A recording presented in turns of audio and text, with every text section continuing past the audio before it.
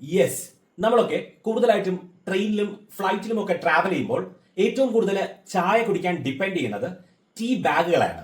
എന്നാൽ ഇന്ത്യയിൽ ഉപയോഗിക്കുന്ന ഈ ടീ ബാഗുകൾ നമ്മുടെ ഹെൽത്തിന് എത്രത്തോളം സേഫ് ആണ്? യെസ്, അതിന്റെ സേഫ്റ്റി ഉറപ്പുവരുത്താൻ കർശനമായ നിയന്ത്രണങ്ങളുമായി വന്നിരിക്കുകയാണ് ബ്യൂറോ ഓഫ് ഇന്ത്യൻ സ്റ്റാൻഡേർഡ്സ് അഥവാ BIS.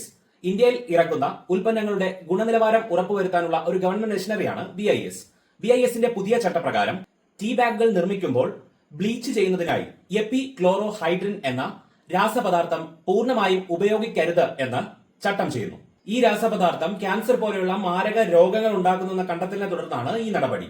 ഇതിനു പുറമെ ടീ ബാഗുകൾ നിർമ്മിക്കാൻ പ്രകൃതിദത്തമായ പേപ്പർ മരം, മുള എന്നിവയിൽ നിന്നുള്ള വിർജിൻ പൾപ്പ് മാത്രമേ ഉപയോഗിക്കാവൂ എന്നും മൈക്രോ പ്ലാസ്റ്റിക് കംപ്ലീറ്റ്ലി നിരോധിക്കണമെന്നും ടീ ബാഗുമായി ബന്ധിപ്പിക്കുന്ന നൂൽ പൂർണ്ണമായും പരുത്തി അഥവാ കോട്ടൺ കൊണ്ട് നിർമ്മിച്ചിരിക്കണമെന്നും ടാഗുകളിൽ ബ്രാൻഡിങ്ങിനായി ഉപയോഗിക്കുന്ന മഷി ഫുഡ് പാക്കേജിംഗ് ചട്ടപ്രകാരം ഉള്ളതായിരിക്കണമെന്നും.